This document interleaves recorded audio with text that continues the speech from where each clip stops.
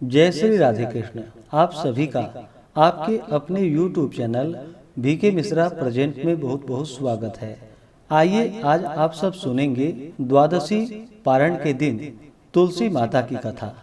जो भी भक्त सच्ची श्रद्धा के साथ भगवान विष्णु का पूजन करते हैं, भगवान शालिग्राम का पूजन करते हैं, माता तुलसी का पूजन करते हैं, एकादशी का व्रत करते हैं, इससे भगवान श्री हरि विष्णु अति प्रसन्न होते हैं और अपना कृपा प्रदान करते हैं।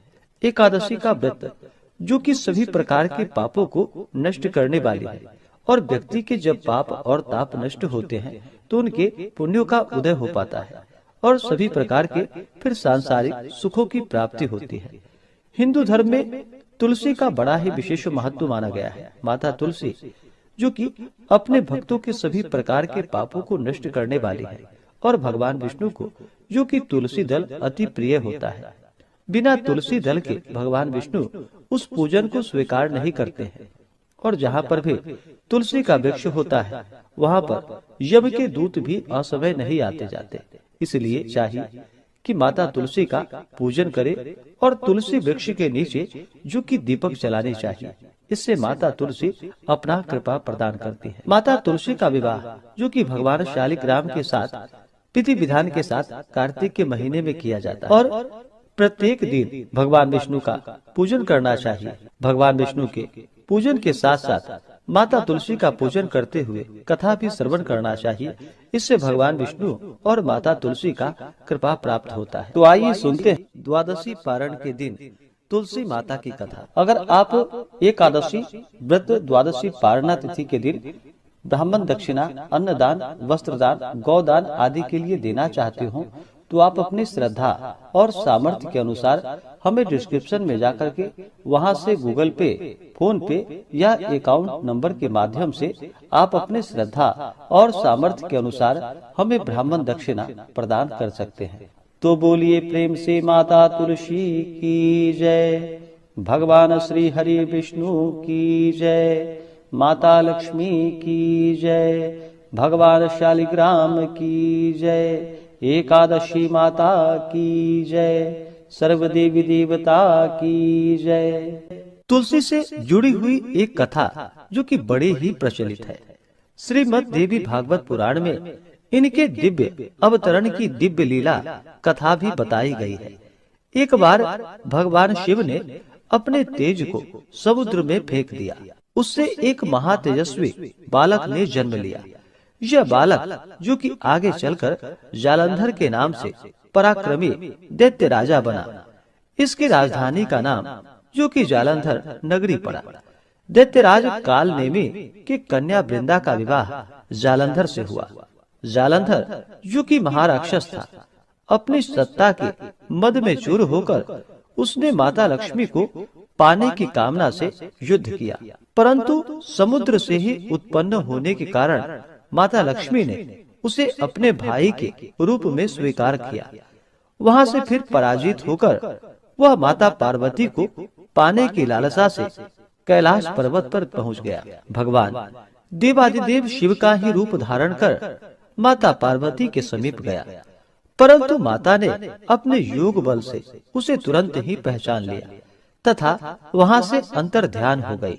देवी पार्वती ने क्रुद्ध होकर सारा वृतांत भगवान विष्णु को सुनाया। जालंधर की पत्नी वृंदा अत्यंत ही पतिव्रता स्त्री थी। उसी के पतिव्रत धर्म की शक्ति से जालंधर ना तो मारा जाता था और ना ही पराजित होता था। इसलिए जालंधर का नाश करने के लिए वृंदा के पतिव्रत धर्म को भंग करना बहुत ही जरूरी था। इसी कारण भगवान विष्णु ऋषि का वेश धारण कर वन में पहुँचे। वहाँ वृंदा अकेली ही भ्रमण कर रही थी, वहाँ पर घूम रही थी। भगवान के साथ दो मायावी राक्षस भी थे, जिन्हें देखकर वृंदा भयभीत हो गई। ऋषि ने वृंदा के सामने पल में दोनों को भस्म कर दिया। उनकी शक्ति को देखकर वृंदा ने कैलाश पर्वत पर महादेव के साथ युद्ध कर रहे अपने पति जालंधर के बारे में पूछा। ऋषि ने अपने माया जाल से दो वानर को प्रकट किए। एक वानर के हाथ में जालंधर का सिर था तथा दूसरे के हाथ में धड़ था। अपने पति की यह दशा को देखकर वृंदा मूर्छित होकर वहीं पर गिर पड़ी। होश में आने पर उन्होंने ऋषि रूपी भगवान से विनती की कि वह उसके पति को जीवित करे। भगवान ने अपनी माया से पुनः जालंधर का सिर धड़ से जोड़ दिया, परंतु स्वयं भी वह उसी शरीर में प्रवेश कर गए। वृंदा को इस छल का जरा भी पता न चल पाया। जालंधर बने भगवान के साथ वृंदा पतिव्रता सा व्यवहार करने लगी, जिससे उसका सतीत्व भंग हो गया। ऐसा होते ही वृंदा का पति जालंधर, जो कि भगवान शिव से युद्ध कर रहा था, वह युद्ध में हार गया और मारा गया। इस सारी लीला का जब वृंदा को पता चला तो वह क्रुद्ध होकर भगवान विष्णु को, जो कि शिला होने का श्राप दे दिया तथा स्वयं भी सती हो गई। जब वृंदा भस्म हुई, वहां पर तुलसी का पौधा उगा। भगवान विष्णु ने वृंदा से कहा कि हे वृंदा, तुम अपने सतीत्व के कारण मुझे लक्ष्मी से भी अधिक प्रिय हो गई हो। अब तुम तुलसी के रूप में सदा ही मेरे साथ रहोगी। जो मनुष्य मेरे शालिग्राम रूप के साथ तुलसी का विवाह करेगा, पूजा करेगा, उसे इस लोक और परलोक में विपुल यश की प्राप्ति होगी। जिस घर में तुलसी होती है, वहाँ पर यम के दूत भी असमय नहीं आ जा सकते। गंगा व नर्मदा के जल में स्नान तथा तुलसी का पूजन बराबर माना जाता है। चाहे मनुष्य कितना भी पापी क्यों ना हो, मृत्यु के समय जिसके प्राण मंजरी रहित तुलसी और गंगा जल मुख में रखकर निकल जाते हैं, वह पापों से मुक्त होकर वैकुंठ धाम को प्राप्त होता है। जो मनुष्य तुलसी व आंवले की छाया में अपने पितरों का श्राद्ध करता है, उसके पितर भी मोक्ष को प्राप्त हो जाते हैं। इस प्रकार से जो भी भक्त सच्ची श्रद्धा के साथ भगवान विष्णु का पूजन करते हैं, भगवान विष्णु को तुलसी दल अर्पित करते हैं, भगवान शालिग्राम का पूजन करते हैं, माता तुलसी का पूजन करते हैं, भगवान शालिग्राम के साथ माता तुलसी का विवाह संपन्न करते हैं, उन्हें विपुल यश की प्राप्ति होती है तथा सभी प्रकार के पापों का नाश होता है तथा सभी प्रकार के मनोरथ सिद्ध होते हैं। तो बोलिए प्रेम से भगवान विष्णु की जय। इस बार षट्टिला एकादशी का व्रत, जो कि 14 जनवरी 2026 दिन बुधवार को पड़ा है। माघ मास कृष्ण पक्ष की षट्टिला एकादशी तिथि प्रारंभ समय, जो कि 13 जनवरी 2026 दिन मंगलवार दोपहर 3:19 और एकादशी तिथि की जो समाप्ति है वह 14 जनवरी 2026 दिन बुधवार शाम 5:54 पे एकादशी तिथि की समाप्ति है। व्रत पारण के लिए कहा गया है, व्रत का पारण हरिवासर समाप्त होने के बाद और द्वादशी तिथि में करनी चाहिए। तो द्वादशी तिथि प्रारंभ समय 14 जनवरी 2026 दिन बुधवार शाम 5:55 और द्वादशी तिथि की जो समाप्ति है वह 15 जनवरी 2026 दिन गुरुवार रात्रि 8:17 पे द्वादशी तिथि की समाप्ति है। तो हरिवासर समाप्त, जो कि 14 जनवरी की रात्रि 1 बजे से पहले हो जाएगा। तो व्रत का पारण 15 जनवरी 2026 दिन गुरुवार को किया जाएगा।